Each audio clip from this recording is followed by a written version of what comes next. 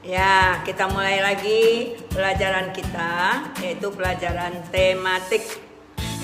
Tema 1 masih tetap selamatkan makhluk hidup. Subtema 3, ayo selamatkan hewan dan tumbuhan. Kita masuk pembelajaran pertama. Coba kalian perhatikan di layar. Di sana ada gambar-gambar hewan yang mungkin kalian sudah kenal hewan-hewannya. Ada badak, ada komodo, ada harimau, ada orang hutan, dan ada burung cendrawasih. Kalau kalian lihat gambar ini, apa yang terpikir oleh kalian? Hewan-hewan ini sering nampak atau jarang nampak? Ya, mungkin jarang nampak hewan-hewan ini ya. Dan biasanya hewan-hewan yang jumlahnya sudah berkurang, menurun jumlahnya, itu kita sebut hewan-hewan langka. Jadi tadi yang teacher tampilkan gambar itu adalah gambar-gambar hewan-hewan langka yang hampir punah. Hewan-hewan bisa menjadi langka, menjadi jarang didapat karena yang pertama, perburuan liar. Yang biasanya melakukan perburuan liar berarti tanpa surat izin. Ya, tentu manusia.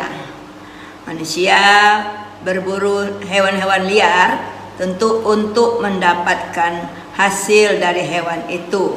Misalnya dalam gambar terlihat seorang pemburu yang menembak gajah.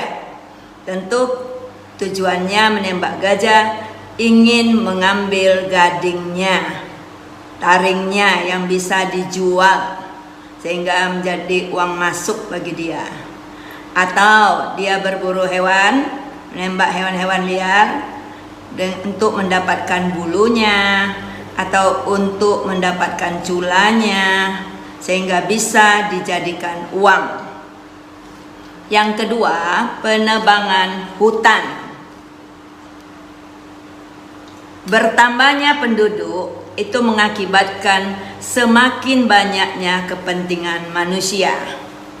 Misalnya, manusia memerlukan tempat tinggal sehingga manusia harus menebang hutan-hutan untuk dijadikan tempat pemukiman mereka.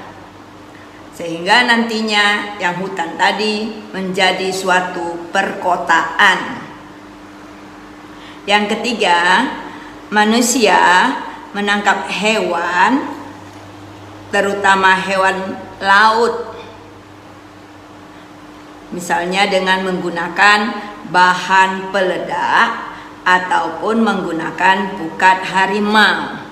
Jadi kalau mereka menggunakan bahan peledak, membom, itu berarti banyak ikan-ikan yang musnah.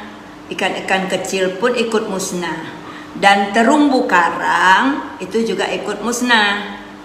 Serta pukat harimau itu yaitu sejenis jaring yang dimana jaringnya itu sangat rapat.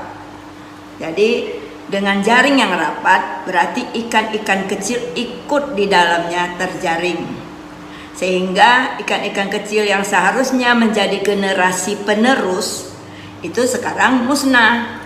Berarti lama-lama ikannya juga ikut musnah. Ikan-ikan kecil itu akan menjadi generasi penerus ikut musnah, maka tidak ada generasi penerus. Yang keempat, manusia membuang sampah di sungai atau di laut. Ya, sampah-sampah dibuang sembarangan saja di laut sehingga nanti hewan-hewan itu mengira itu makanan mereka. Sehingga mereka memakan itu, akibatnya mereka juga ikut mati dengan adanya sampah dari makanan yang sepantasnya tidak boleh mereka makan, menjadi racun bagi mereka. Berikut. Apa yang terjadi dengan hutan apabila dijadikan perkotaan? Maka pasti yang akan terjadi keberadaan hutan semakin terancam. Bagaimana dengan nasib hewan-hewan dan tumbuhan yang hidup di dalam hutan? Pasti hewan dan tumbuhan akan kehilangan habitat aslinya. Apa itu habitat? Habitat adalah tempat tinggal hewan. Berikut, di mana hewan akan tinggal jika hutan musnah? Pasti hewan tersebut akan masuk ke pemukiman warga. Karena tempat diamnya tidak ada lagi, maka dia akan pergi ke tempat-tempat rumah warga. Akibatnya mereka ada kalanya menyerang warga sehingga menjadi luka atau bagaimana lainnya. Bagaimana pengaruhnya terhadap kehidupan manusia jika seluruh pohon dan hutan di bumi habis? Tentu jawabnya pasti akan terjadi bencana alam dan polusi, pengotoran udara. Bencana alam misalnya terjadi banjir, terjadi erosi, terjadi tanah longsor. Hewan-hewan dan tumbuhan harus kita lestarikan. Tujuannya, 1. Agar hewan dan tumbuhan tidak punah. 2. Dapat dimanfaatkan oleh manusia sebagai bahan makanan. 3. Menjaga keseimbangan ekosistem antara produsen dan konsumen, di antara penghasil dan pemakai. Yang keempat, dapat dimanfaatkan sebagai sumber belajar. Itulah manfaat hewan dan tumbuhan kalau kita lestarikan. Hewan dan tumbuhan telah memberikan manfaat yang luar biasa. Bukan hanya untuk penduduk Indonesia saja, tapi juga untuk penduduk di Asia Tenggara. Kondisi geografis yang sama itu membutuhkan pengaturan dan pemikiran agar penduduk dapat hidup berdampingan dalam memanfaatkan kondisi alamnya. Coba kalian dengar ya teks ini. Kawasan Asia Tenggara merupakan wilayah yang luas perairannya lebih besar dibandingkan dengan luas daratan. Keputusan-keputusan terkait permasalahan kelautan banyak dibahas oleh sebagian besar negara-negara ASEAN. Negara-negara di kawasan Asia Tenggara mempunyai sistem pemerintahan yang berbeda-beda. Namun, pada dasarnya semua berbentuk republik. Jadi kebanyakan negara ASEAN berbentuk republik. Hanya beberapa negara saja yang berbentuk kerajaan, seperti Thailand, Kamboja, Malaysia, dan Brunei Darussalam. Jadi umumnya berbentuk republik. Sebagian besar mata pencarian penduduk Asia Tenggara adalah bercocok tanam.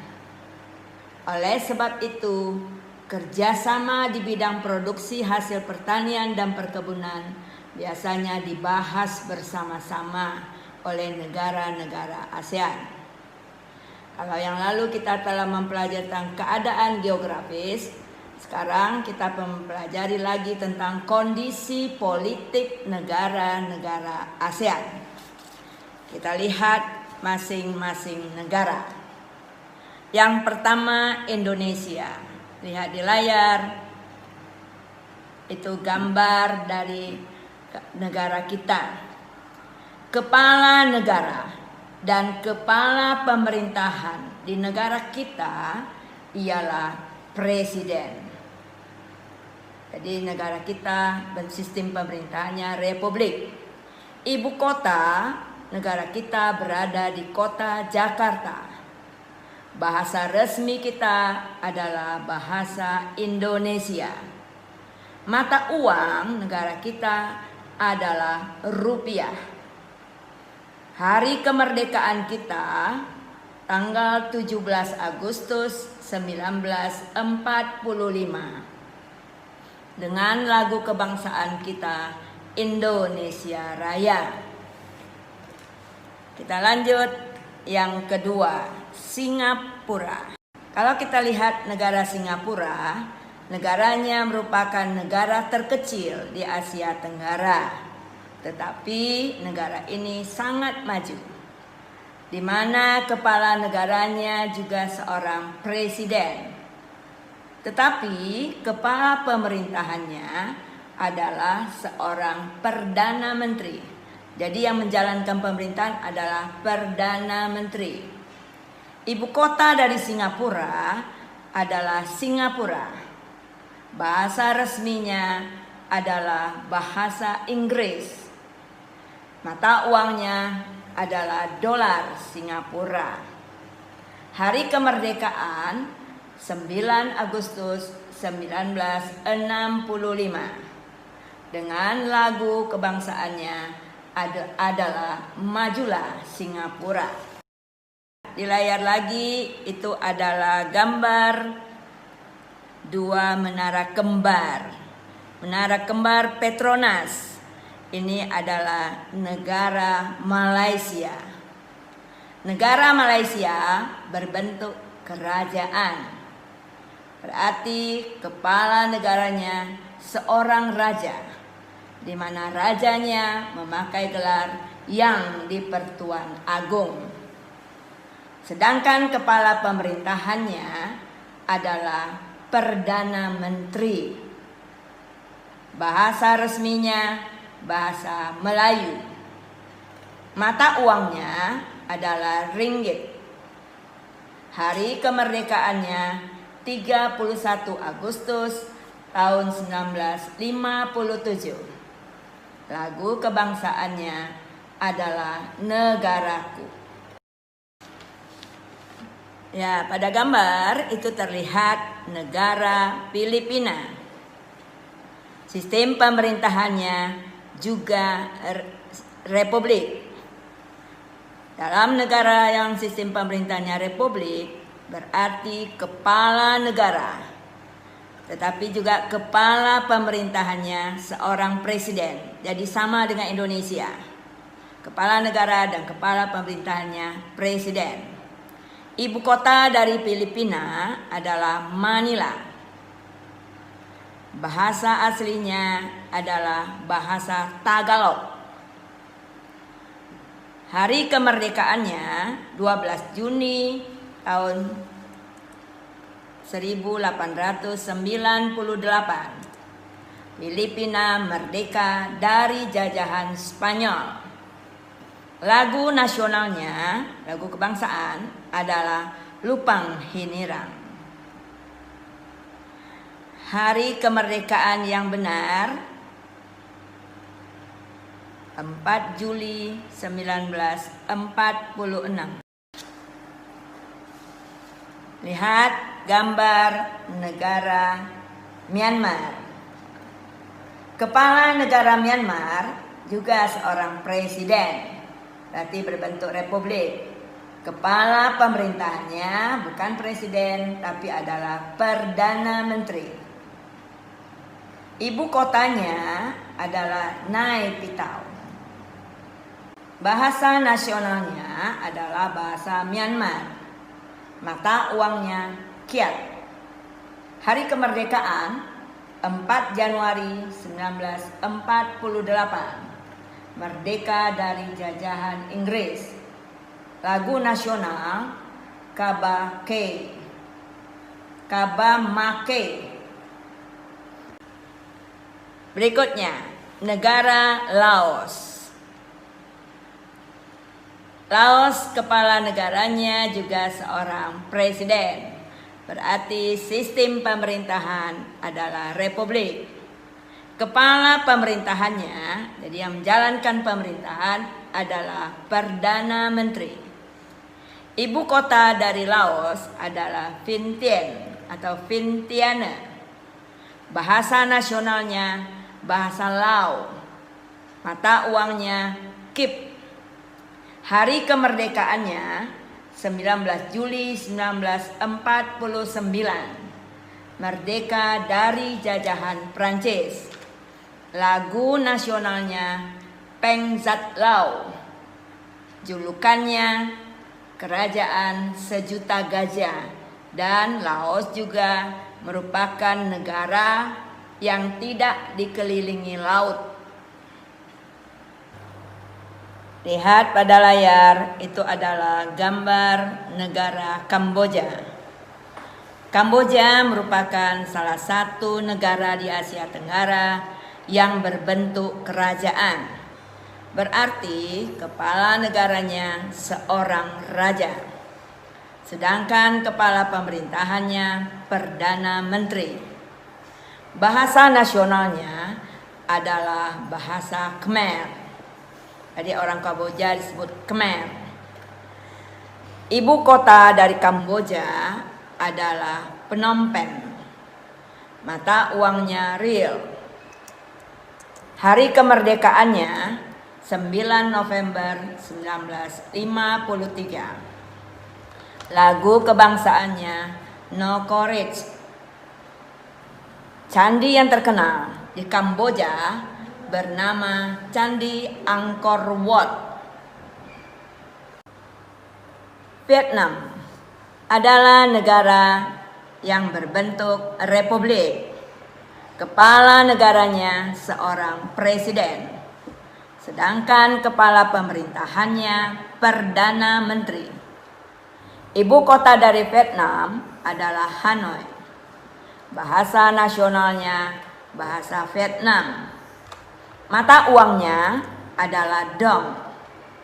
Hari kemerdekaan 2 September 1945. Lagu nasional Tien Quan Cha.